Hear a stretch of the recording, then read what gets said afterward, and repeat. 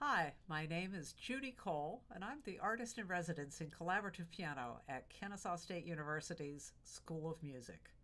I'm here to talk to you today about some practical skills to make you able to make a living as a piano player. One of the first things a professional musician needs to know about is being on time. And on time in the music world typically means 30 minutes early. You don't want to have to be rushing in at the last minute, scrambling to get all your music together or anything like that. 30 minutes ahead of time is just an industry standard. Now, obviously, in a scholastic setting, you may be coming from a class, so you've got to be able to jump in pretty quickly. But you want to be prepared with your music. You want to be attired appropriately, especially for concert work. You want to make sure that you're nice to everybody around you. That's a really, really important thing. And you want to be willing to be flexible.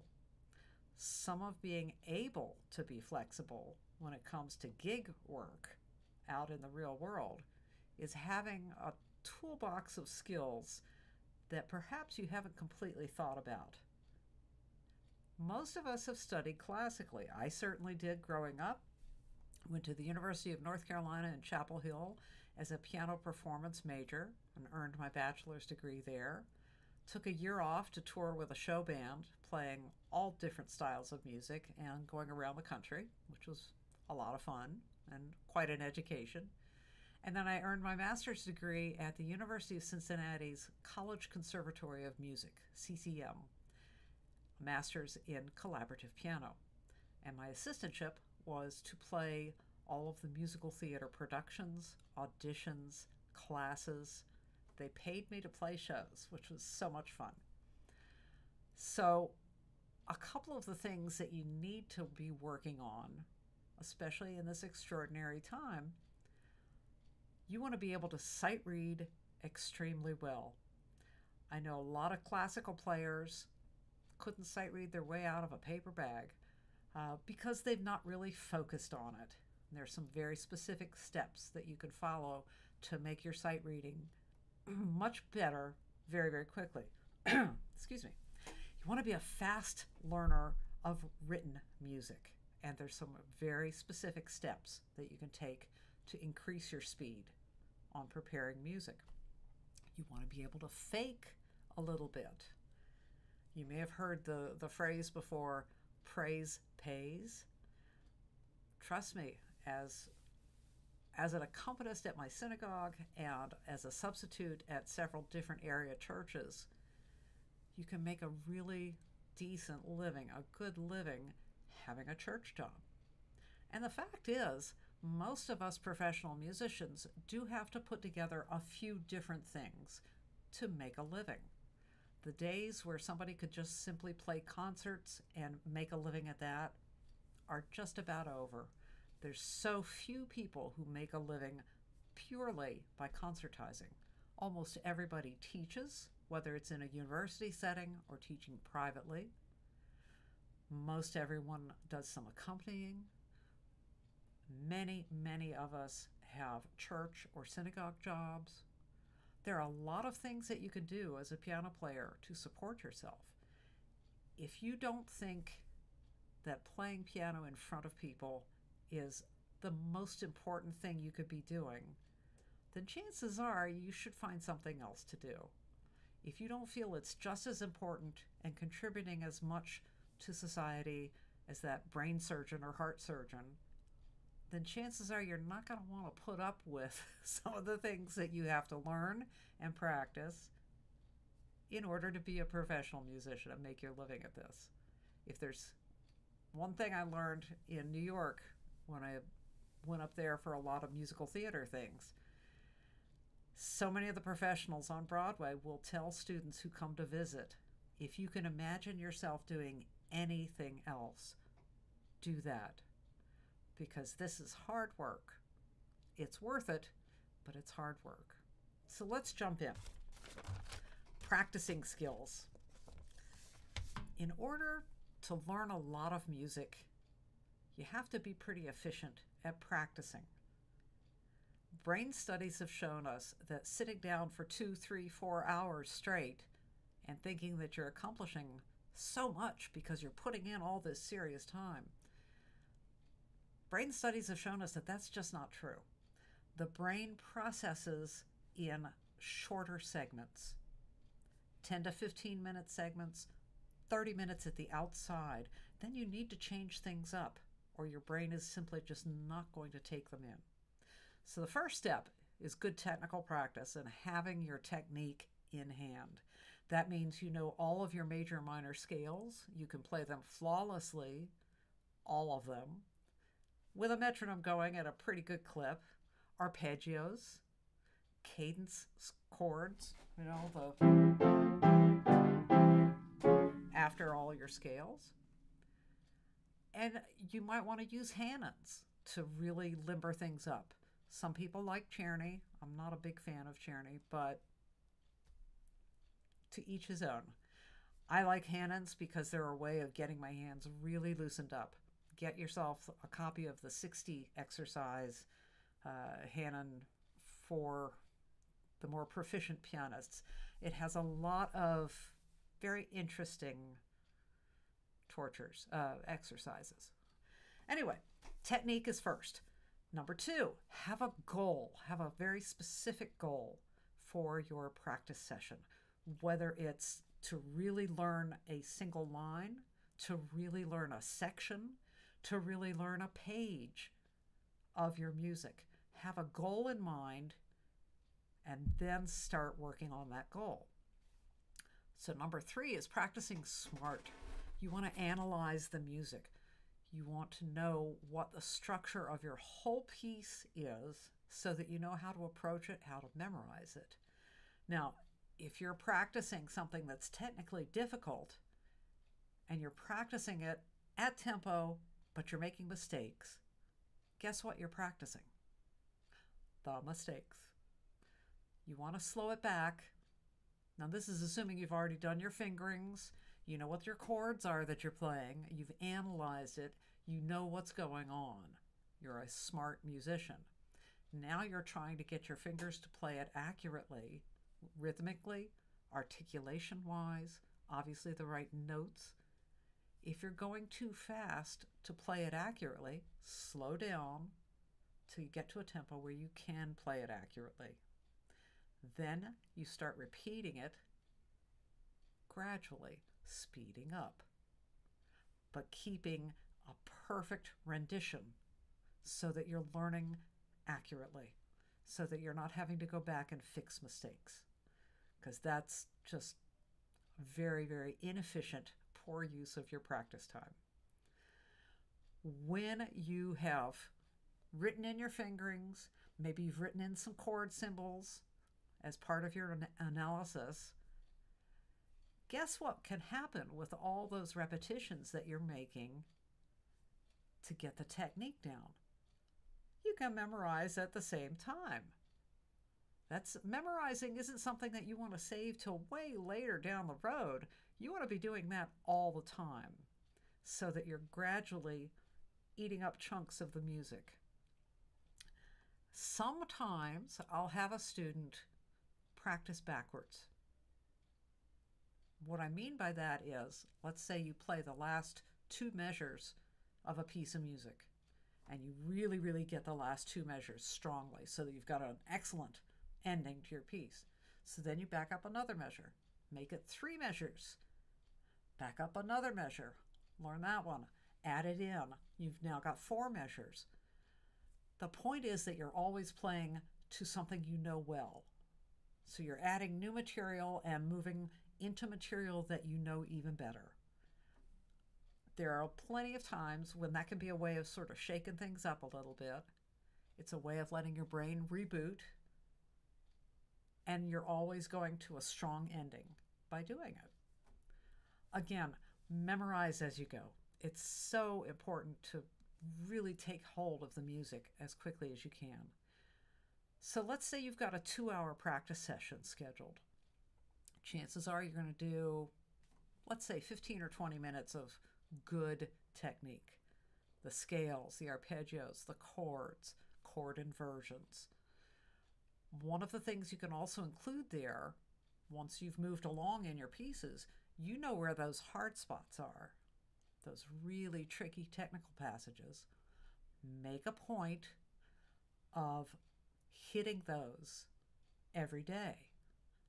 It's a hit list. You might be surprised to know most of the shows that I've ever played, whether they're at the Fox Theater for the Broadway tour shows, City Springs Theater, where I used to be music director, or school productions. If there are hard passages, and there always are in show scores, let me tell you, I have a hit list of what I need to have laid my hands on before I play the show. I have always done this for over 40 years, and it has served me well. And every other pianist that I've talked to that does show work or that does recital work also has a hit list. Incorporate those into your technical practice. What better way to really learn a passage than to have it as part of your own personal Hanon or personal scale and arpeggio exercise every day? You're reinforcing the technique, you're reinforcing the memorization of your piece, and it's moving you forward in really, really good ways.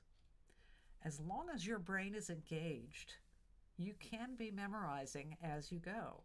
I mean, let's face it, when you practice something 20, 25 times over the same couple of measures, if you haven't memorized it by the end of that 20 or 25 repetitions, there's something wrong. That's just silliness. You need to be memorizing as you go. All right, so let's talk some now about sight reading. Sight reading is a skill. Just like you had to learn how to play scales, how to play chords, you need to learn how to sight read. My past experience with classical musicians is that very few have actually practiced sight reading. I was fortunate enough when I was a little kid to have a teacher who made sight reading part of every single lesson from the time I was 4 years old on. And let me tell you, I have sung her praises for many, many decades and thanked her many, many times in my prayers, because that has been one of the skills that has gotten me through the most interesting points in a career that has had a lot of interesting points. I even got hired once to sight read a show in performance. And it wasn't a standard show that I could listen to ahead of time. It was an original work. The guy who was supposed to be playing piano got hung up at an airport in Chicago and couldn't make it in. So I got a call at 3 in the afternoon saying, can you possibly come down to our theater at 6:30? We'll talk you through this show. We need somebody to just play it because we have 400 people coming to see it tonight. Had never seen the show. Obviously, it was an original work. Had never seen the score. Luckily, had a nice bass player who was calling out the tempos as we went through. But I literally sight read the show. I would never have thought of going into doing something that extraordinary had I not felt pretty secure in my sight reading skills. So, how do you build up sight reading skills? First step, a hymn a day. If you don't consider yourself a strong sight reader, this is the fastest way I know. You set your metronome. This one, okay, this is something in 3/4 time. So, whoops. I'm going to set the metronome at 120 because I'm a decent reader.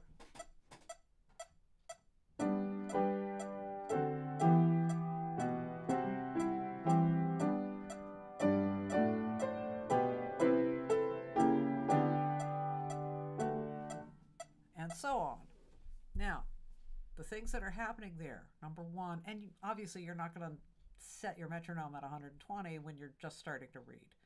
You set it at a pace that you can stick to consistently. You want to make sure that you put something on every beat that has a note written on it. It might not be the right note, especially early on. You may end up not playing very accurately, and that's okay. You're just working on your sight reading. But you keep a metronome going, you put something on every beat, and you absolutely keep going. You don't get to go back and correct. And that's one of the hardest things for classical players to adjust to. You've got to keep yourself moving forward. It's so incredibly important. Now, hymns are particularly helpful because they make you read up and down and across the line at the same time. You may want to start out with single line things, or there's a set of 50 hymn tunes. If you go to Amazon and enter that type, 50 hymn tunes, it's a set of hymns where you can do a 2-voice version, and then the next page is the 4-voice version of the same thing. It's a good sight reading book. The point is that you're reading every day, that you're devoting whatever amount of time, be it 5 minutes, be it 10 minutes, 20 minutes, you're reading something every day. If you can go through a hymn book, maybe you go through 5 hymns in a day, and they're slow, and you just slog through.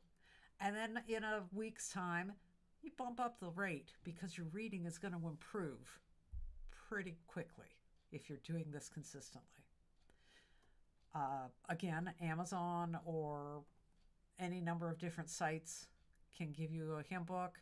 Contact a church and ask if you can borrow a hymn book. Any number of ways to get hold of music.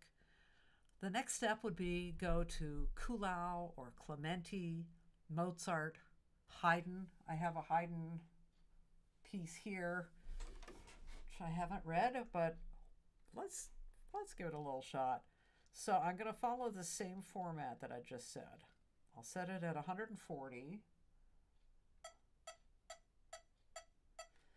All right, so I'm going to make that my 8th note. And we're just going to read, and we're going to stick to the tempo.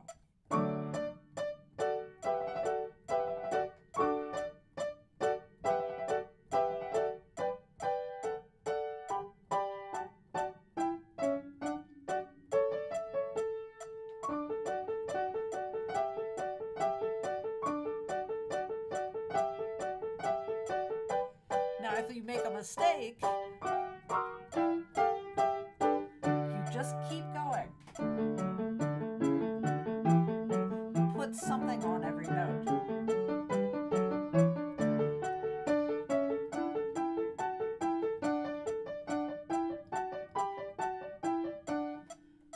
And so forth.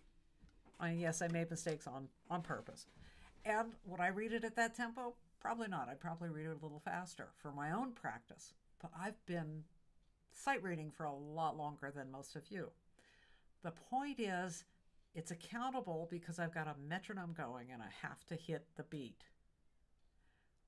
The idea of doing hymns, Clementi, Kuhlau, Mozart, Haydn, maybe eventually Beethoven, is because you can hear if you're making a mistake. The music of that period is pretty predictable. It's also very readable in general. Some people will say, oh, I want to read Bach. Bach got very chromatic at times, and it's not always easy to hear if you're making a mistake. You don't want to practice reading mistakes. That's simple enough. If you think you're a pretty good sight reader, or if you have an interest in playing a particular genre, move to other things. Play all the Chopin valses. Sight read through, the Prokofiev sonatas or the Rachmaninoff preludes. Whatever your choice is, make yourself do some sight reading every day. I had a student a couple of years ago who was very interested in starting to play Broadway shows. Not necessarily on Broadway, but playing musicals. So we checked out some scores from the public library, and he started reading through show scores.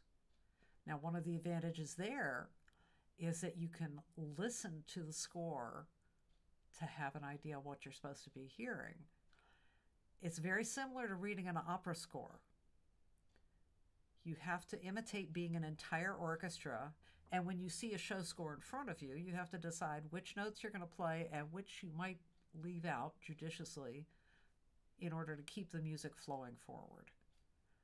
The whole point of the sight reading, though, is do it every day. Challenge yourself. Push yourself a little bit with it. Make sure that you really get over some literature, but just sight read all the time.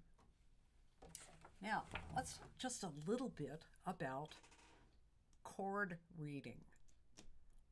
And along with that is the idea of faking. Okay? Now, here is a little chart that I drew.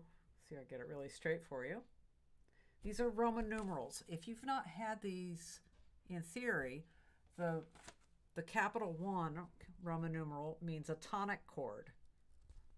The 5 means a 5 chord. So if we're in the key of F, an F chord is the 1. The 5 is a C. The 4 is the B flat.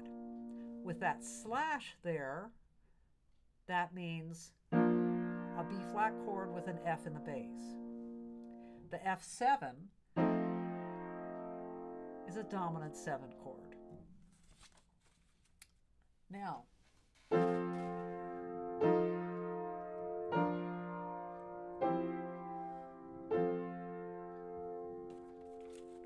that's this. Well, there we go.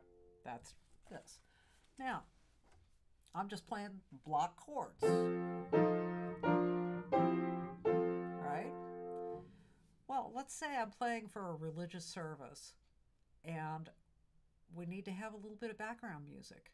It can be any denomination. I've done this in a Baptist church, I've done it in a Methodist church, Presbyterian church, and I've done it at several different synagogues. Sometimes they need a little bit of music underlaying a prayer or making a transition point. With these simple chords,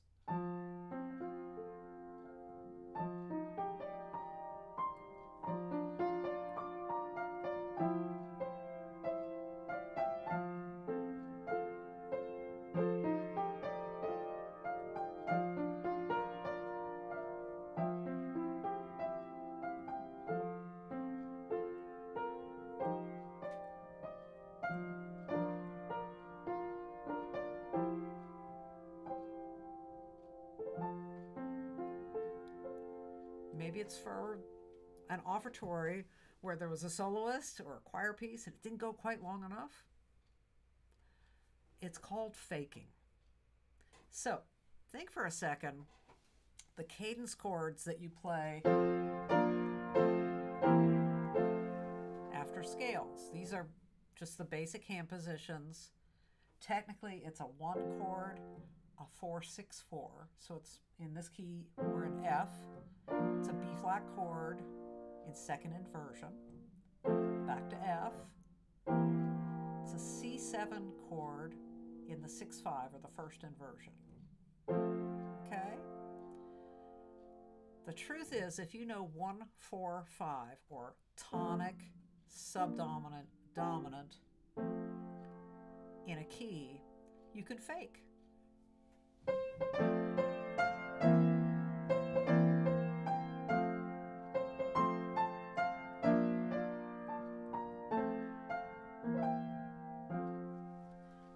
You can fake. Now, if you get to be a really good faker, you can do some different things. You know, maybe you want to be more Beethoven-y.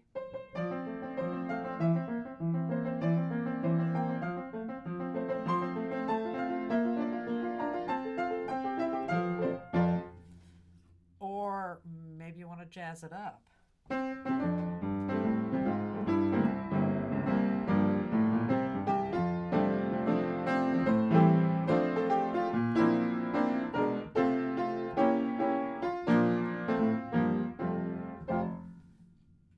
swing thing with it. Or maybe it's a depressing birthday. I had one of those recently that was it's older than I want to admit.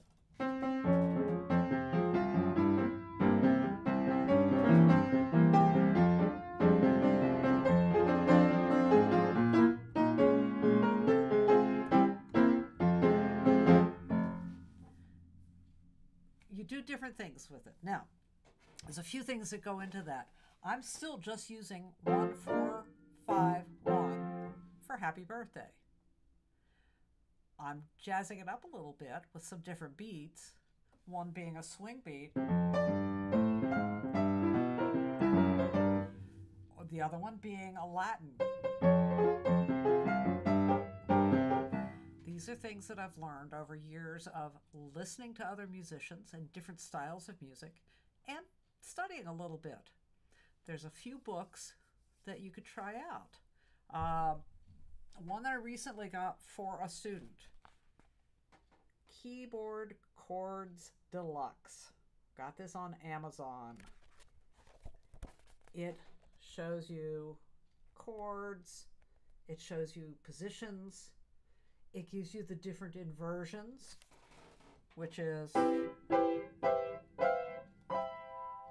different positions on the piano. It's just a variety of different chords to present so that you can infuse your playing with more things. If you've not done any kind of faking at all, just start out with 1, 4, 5, 1. Just with those. And mess around with them. Give yourself permission to spend 15 minutes playing with them. Trying to do different things with them. Give yourself a little bit of freedom to improvise. Now, that's a scary word for most classical musicians. I recognize that. It doesn't need to be. It really doesn't. Improvisation just means you're having fun. You're making something up on the spot.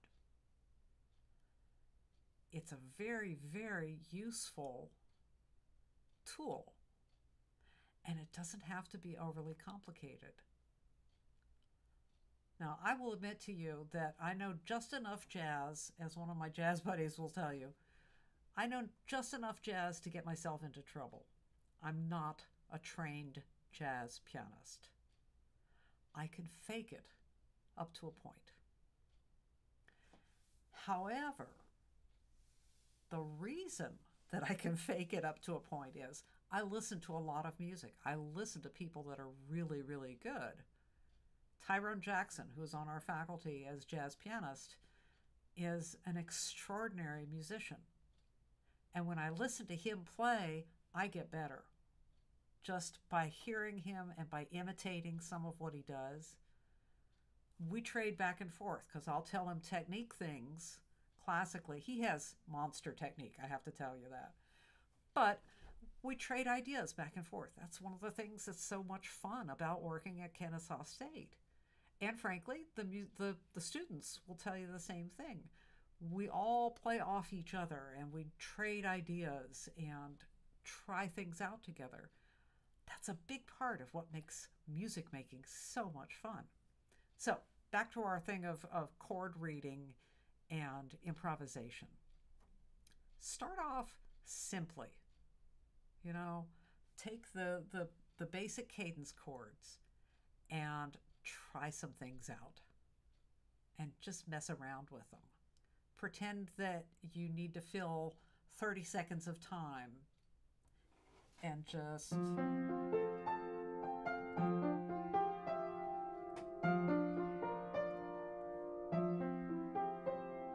it could be as simple as that, just arpeggiated over those same chords that I showed you before. It can be any set of chords. If you want to get hold of a fake book, move up a few steps. The nomenclature, or the way chords are written out, can be a little daunting. I think I brought the wrong book down here, but this will give you an idea. When you see things like this, G-7 means a G minor 7. Next to it is an F minor 7, then an E minor 7, A7 alt. It means it's a juicier chord. D/triangle. Typically, a triangle means a major 7. In that case, it means only the major 7. The rest of it is minor. So the actual, that part is minor, and the 7th is major. When we talk about 7th chords and major and minor chords and all of that, it can get very complicated. And that's another area that you can spend time on a regular basis, starting to develop. Class piano is something that every other instrumentalist and singer in a music school has to take. And the class piano book gets those students who are not pianists. They are singers, they're trumpet players, they're violinists, they're euphonium players, they're all kinds of different things other than piano players. And in class piano, they learn the basics of reading chords, and you can too. You absolutely can. There's a couple of things I could recommend. This Mark Levine, the jazz piano book, is great if you want to seriously get into jazz. If you're just looking to figure out a few little things, I would get something much simpler. The chord book is a really good place to start. And then you can get, if you wanted to grab from a library or ask the library to send to you at this point, some either fake books or some music books that have chord symbols over them. There's a whole series of books that Reader's Digest put out many years ago. They're available on Amazon. They're big old songbooks. And on each page of the book, it'll have a song written out for you. Most of the arrangements are pretty decent. Above the notes and above the vocal, you have chord charts for guitar players, those little block things. And above that, it'll say what the chord is. D7 or CM7, which would mean C minor 7, or G triangle, G major 7. Now, you have to know what those symbols mean. The nice thing about the Reader's Digest books is you could figure it out, because they give you both the chord symbol, like a jazz book would have, but then they write out an actual accompaniment. So it's a way of learning what all that stuff means. This is an area that can quickly get kind of complicated. But again, just like the sight reading and learning how to practice efficiently, it's a step-by-step undertaking. You start simple. Know what a C major chord is, what its inversions are. What's a C minor chord? What are the chords that go together? C, F, G.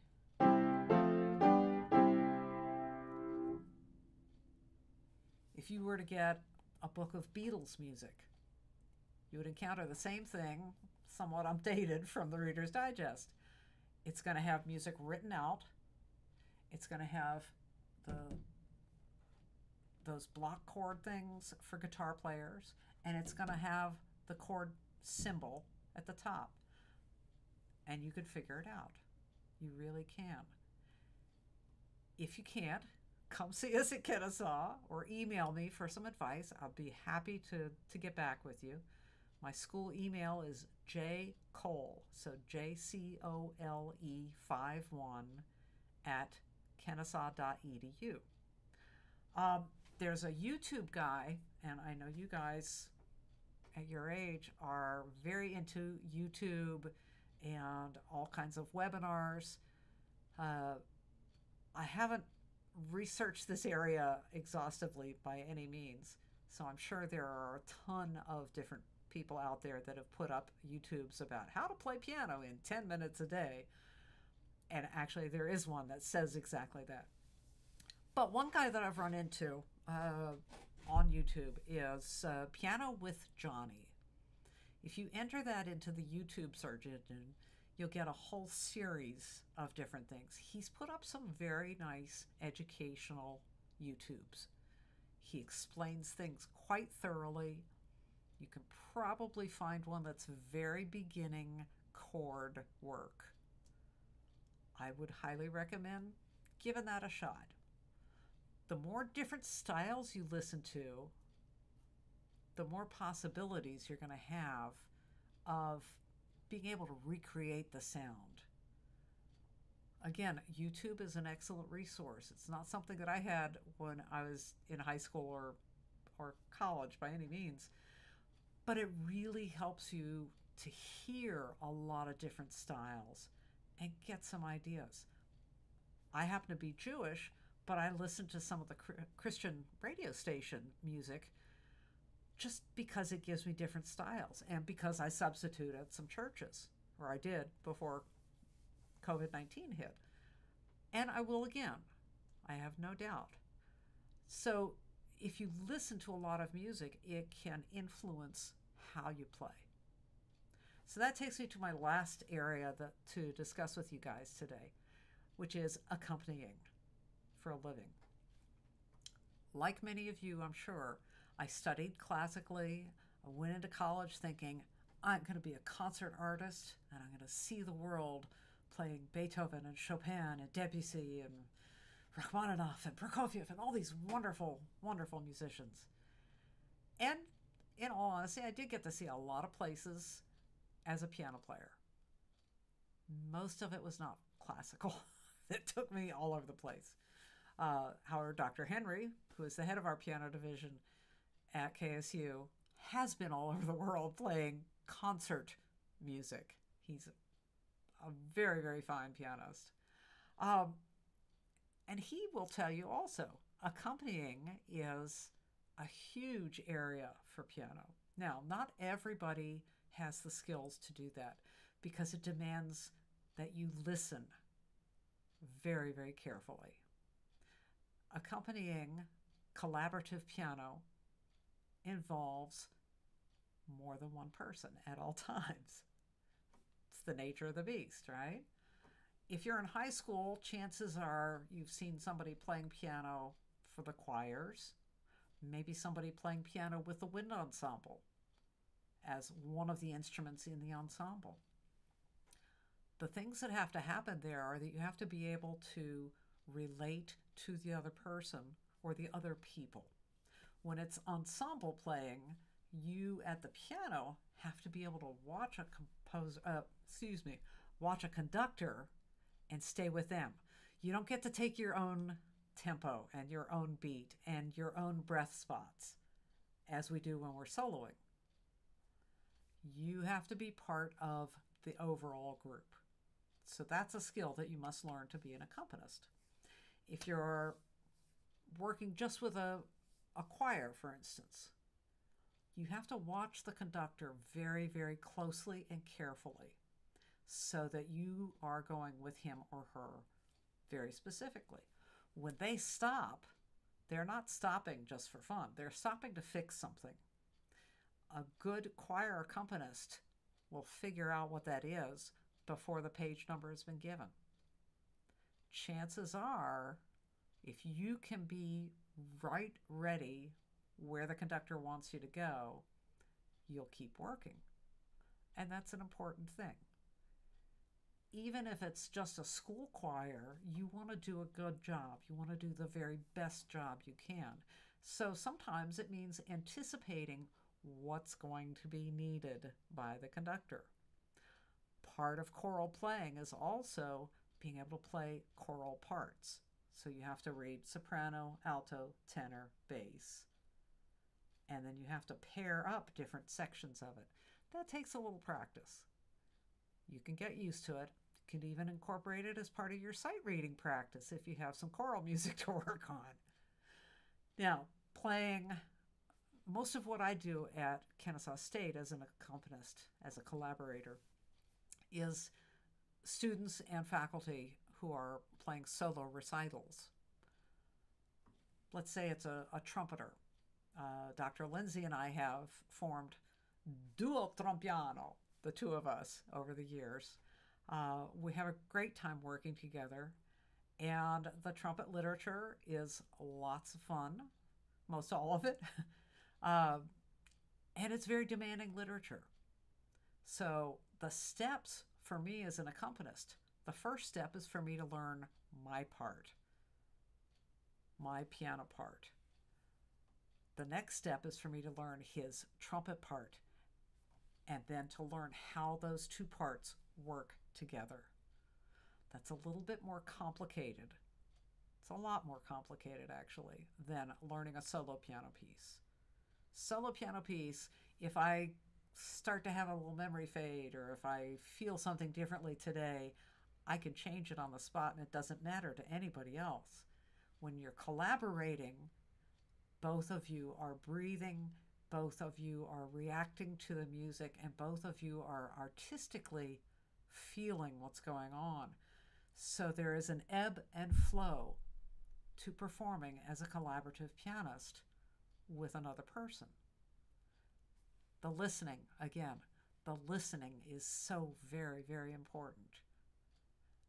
Not every pianist has that capacity or that desire necessarily. I learned early on that I really like working with other people a great deal. I do like solo concerts, no question, but I like even better having somebody sharing the stage with me, or playing in a band, having the chance to express music together.